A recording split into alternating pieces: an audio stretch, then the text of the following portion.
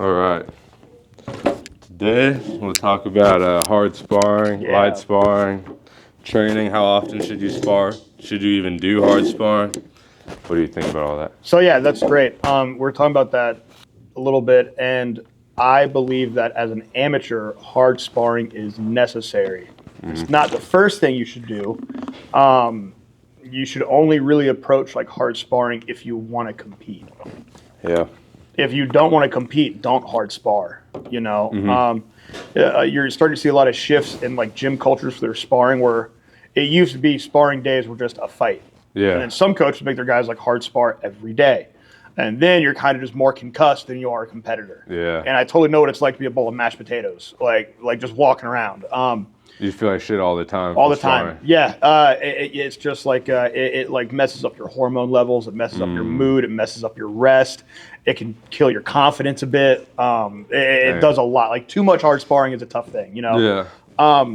But I do say if you're an amateur with aspirations to go pro or to compete at a high level or compete at all, like you do have to have hard sparring. I'm kind of one of those guys where I believe, tech sparring throughout the week. Yeah. And we do that here 5 days a week. We tech spar. Yeah. Especially the guys that come in the mornings. At the new spot, we'll be able to have like tech sparring every day in the evening for the strikers as well. But I definitely believe in tech sparring. And you'll even see here throughout the week, our tech sparring like kind of ramps up a little bit like speed wise to Friday. Monday, we're starting off like I want you guys to go slow and smooth. Yeah. Get all your good habits in gear. As the week goes on, you kind of just like keep it just a bit more competitive. And then Friday, everyone's trying to treat it like they're trying to win the round, but they're keeping it technical. Yeah. You guys were so fast today, but no one got hurt. Yeah. And you guys were doing a lot of good, like I saw the sparring today, I was like, what a good room for sparring. And that's how you get better. That's how you get time. That's how you get reactions, how you get good habits. It's how you improve your cardio.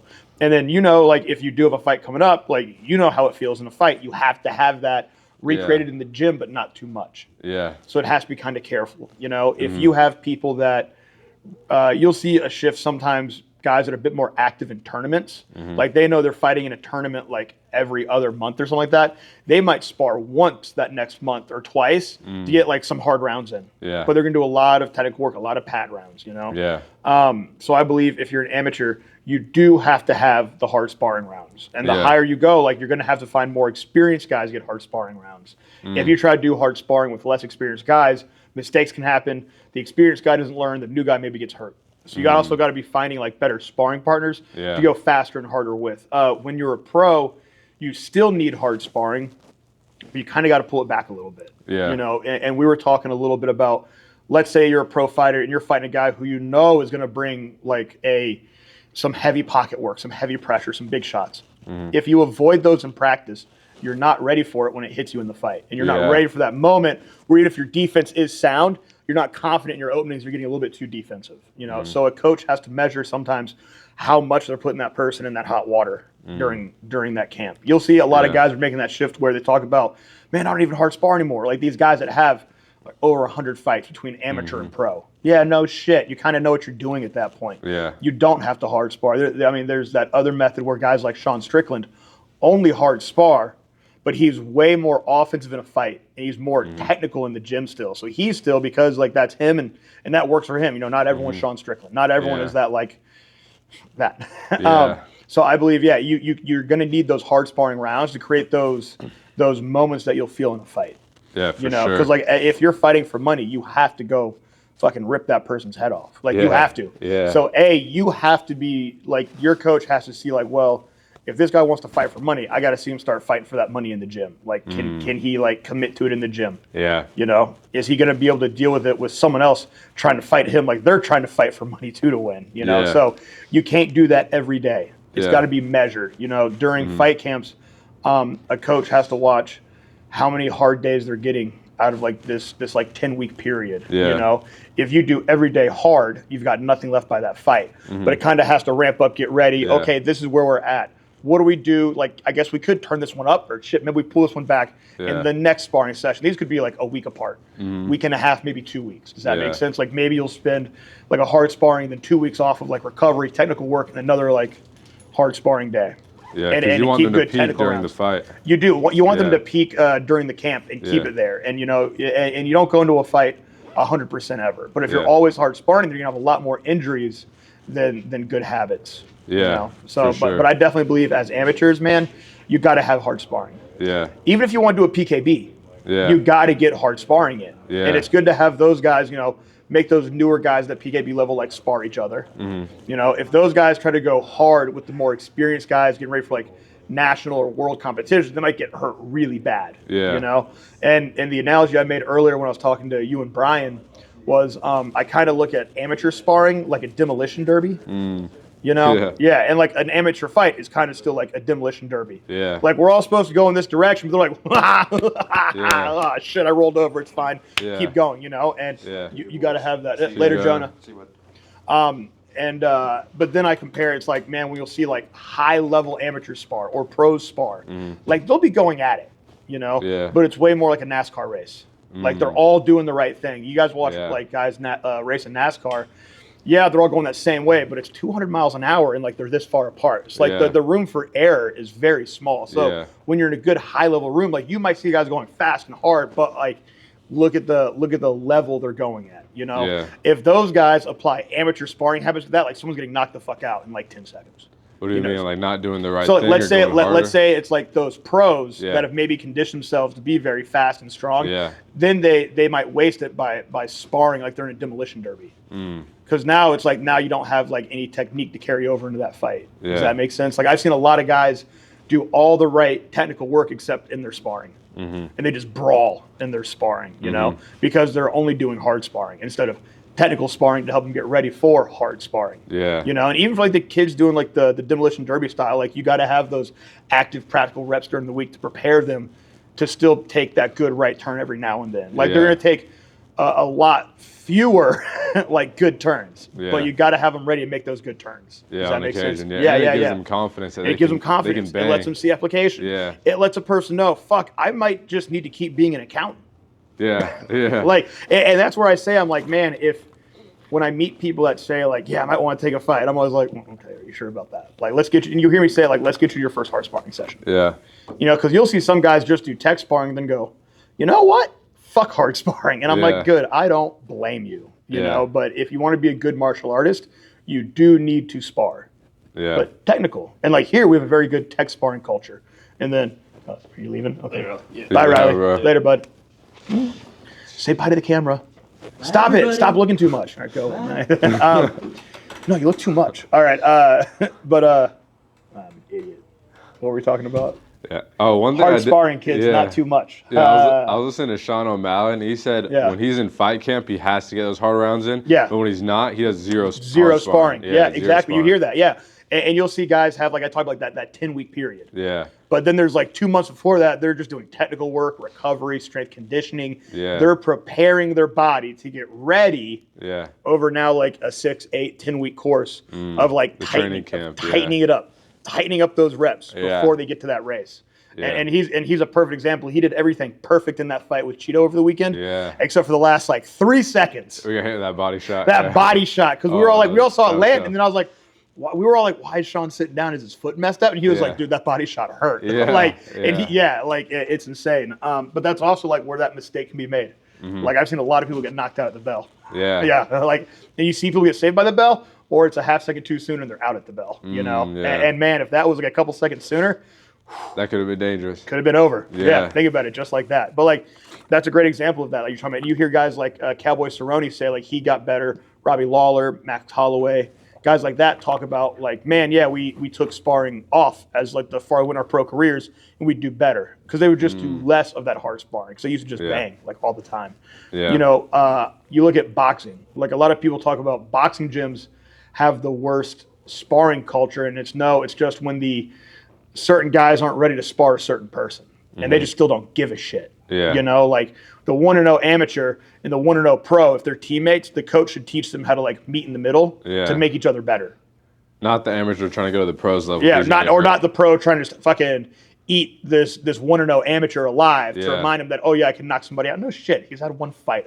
I hope you could knock out that 1-0 like amateur, you know? For sure. So you got to be able to like create like an atmosphere like where these guys can get better. But then you have like the pros sparring the pros, the amateurs sparring the amateurs. Like the amateurs, like I said, it's a bit more of like that slobber knocker tough, tight in the pocket. Like boxing is so continuous that if you make a mistake, that's where you're going to lose. That you just start falling behind. Yeah. And because you're using just two hands and pressure in front, like it's just you're going to get hit in the head a lot more. But if you spar behind constant good habits at a high level, like you have like two pros sparring, you're like, shit, like they're rolling with every shot, they're missing, like it's off the guard. You'll see guys exchange for like 3 minutes straight, but maybe get really just hit in the stomach and a couple good shots to the head. Perfect. Yeah, that's what you want. That's what you want when it's high level pros, And then like there will be like different teammates that might hit them more in like other spots, and the coach is going to recognize like, okay, this round I want this person in, and like I want you attacking him here this round, and they're going to make that person work through the worst of the fight in the best way possible. Yeah. And that's when you see like high level boxers spar. It's like a fucking thing of beauty. Yeah. Is it still scary as shit? Hell yeah. Yeah. But like if you're another well trained pro, you're going to be fine.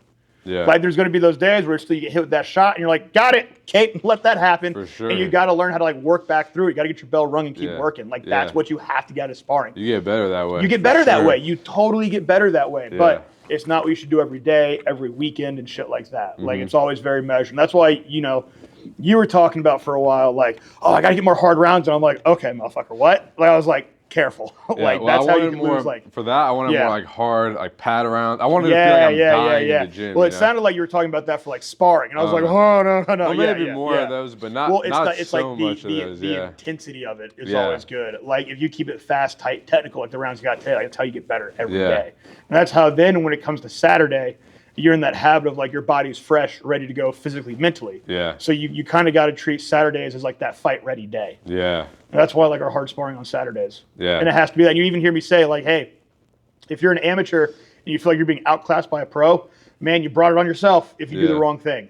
Like, we create a lot of good communication in the room where we do have pro boxers where the guys that haven't even had one boxing match yet, but they're getting the best work out of it that they can. Yeah. But then like that pro boxer will then turn around and like then take like 3 hard rounds with like another high level boxer. And like their exchange, then you watch like the rate they're doing and the rate the amateurs are going, it's that little bit difference. Of that, everything's that way level. tighter with the pros. Way tighter with it. And as an amateur, you have to be tight with them. You're gonna get caught. Like when I'm going to Ralph, when I'm going to Josh. Oh, you can't make mistakes. That's why I love having those guys in here, like the Pal Center guys that are boxers getting ready for like combat sambo. Like they give you guys great looks. Oh, they do, yeah. Yeah, and it's also, and you hear me talk about like you guys should be going that like 75%, 80%, sometimes 85%. Like if I put you guys in the corner, it's like you guys are going at the head. Yeah. But you will get dropped if you make a mistake. I love seeing people get dropped by body shots and low kicks and stuff like that. Great, cool.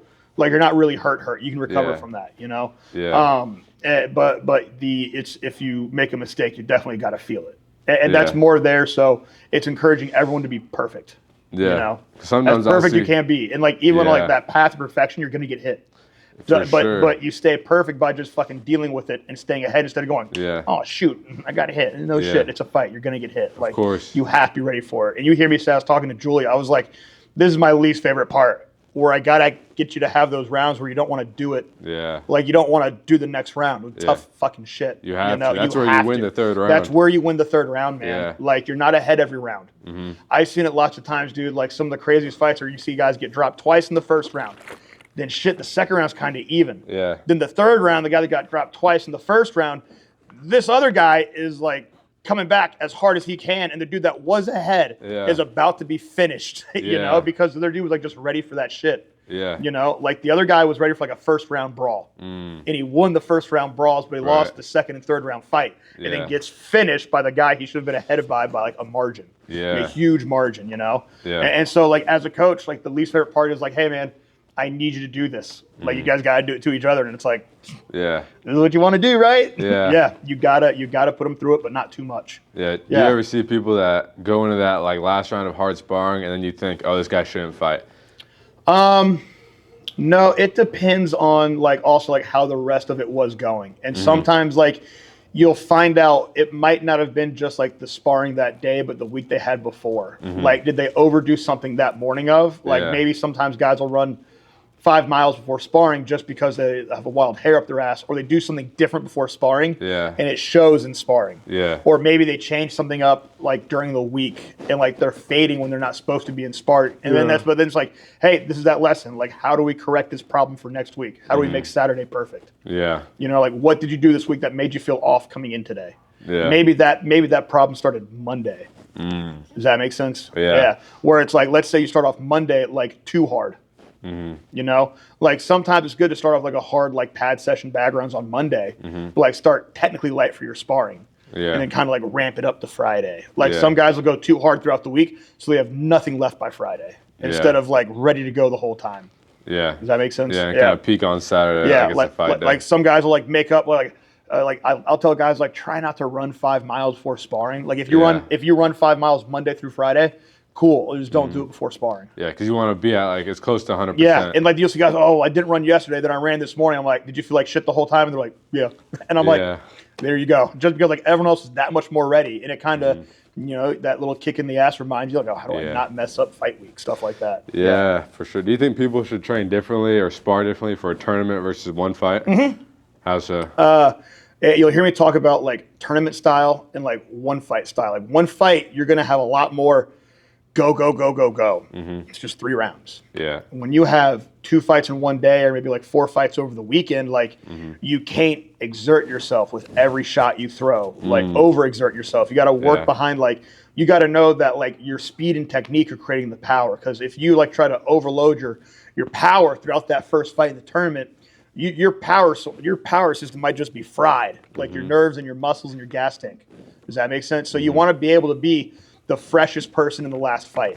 So that's why I'm so big on you guys thinking about like the volume and output. Like we're gonna have power shots, but every shot we throw like isn't power. You know, we'll also train for someone to throw power shots at us the whole time. But like I talk about, we got to make sure our pace, our technique, our pressure, our IQ carries us through like those first 2 fights in that tournament. And then now in that last tournament, and it's like, let's see who's gonna be fresher. Like, cause you got to keep that person fresher and safer. Now you're also gonna need to have like the hard sparring before that tournament, because your body does have to absorb hard shots throughout, and you've got to be ready for it. So you will still have like hard sparring rounds for that tournament, but you're not going to do like 9 straight rounds of hard sparring. You can split it up into like, okay, like ramp it up, like 3 good rounds, let me take some rounds off. 3 good rounds, let me take some rounds off. 3 good rounds, and kind of get ready for that way. Like you can't spend, I'm not going to spend a fucking 6-hour day making you guys spar 3 rounds and take an hour and a half off or 2 hours off, you know? But like, so you got to measure out as much as you can, like in practice too.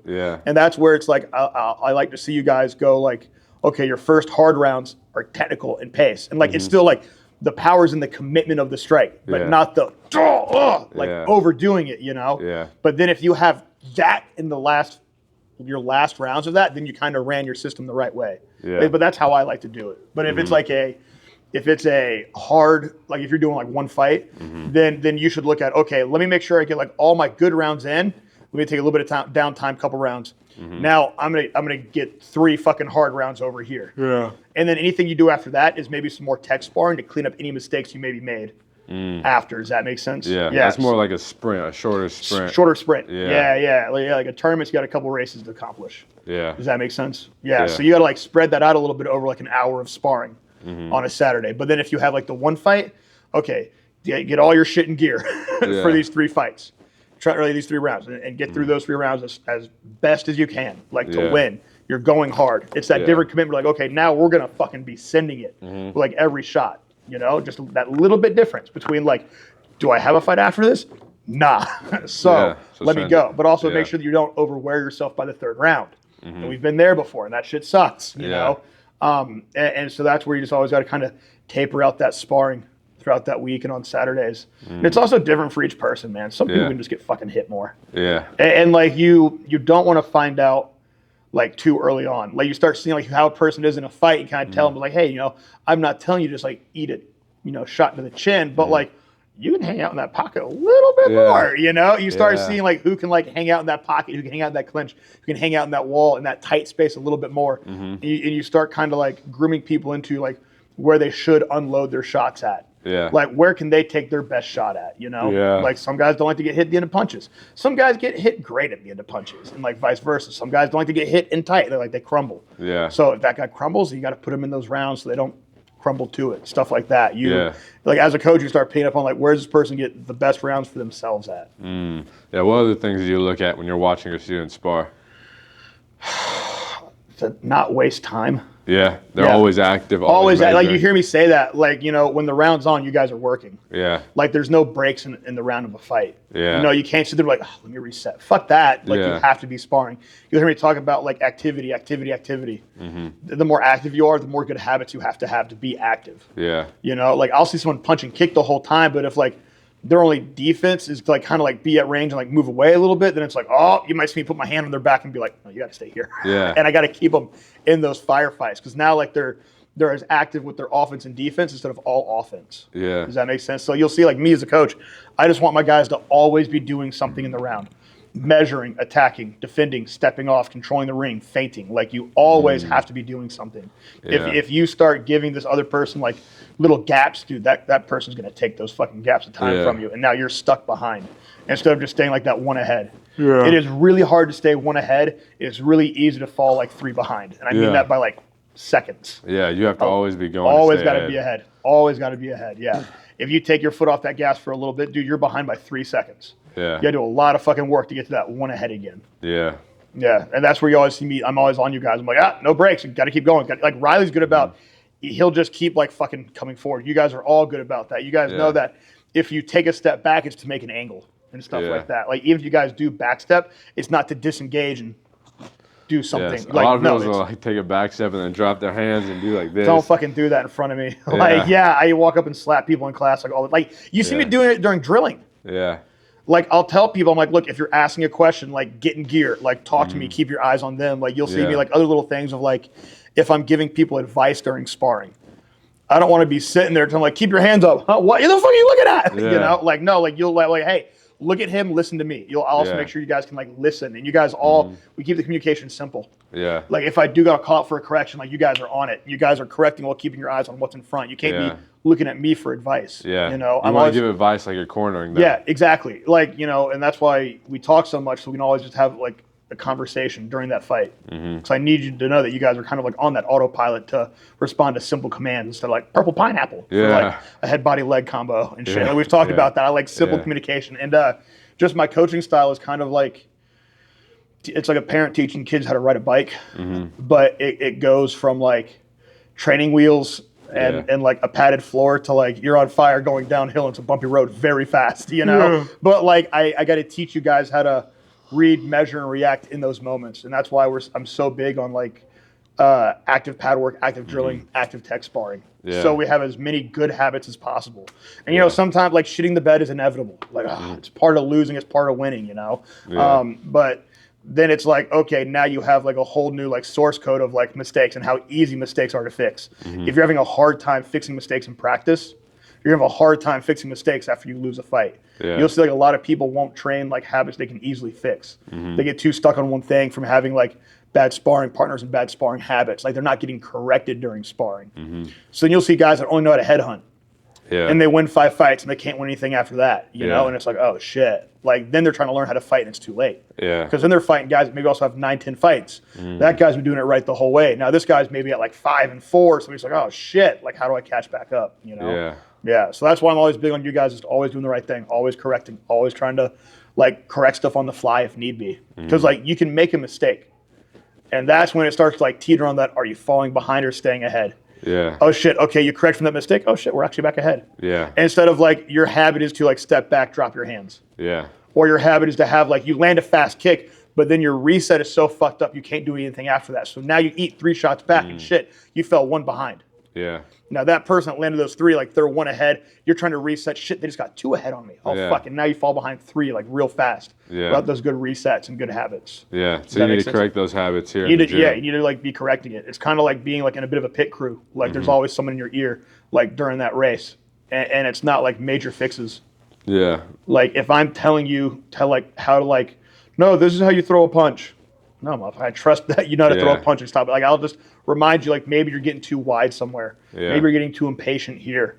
Yeah. Hey, pull back on that power. Or like there's these openings that you don't see because like you are focused on one spot. Like they're giving back to you. I'm like, their body's wide open. Oh, cool. Yeah. And I'm like, yeah. Yeah. That works. You get to see the whole picture. Yeah, like the coach is going to see the whole picture way different than the fighter. Yeah. So if I can give you simple correction, simple commands, it becomes a really simple like correction in the fight. Yeah.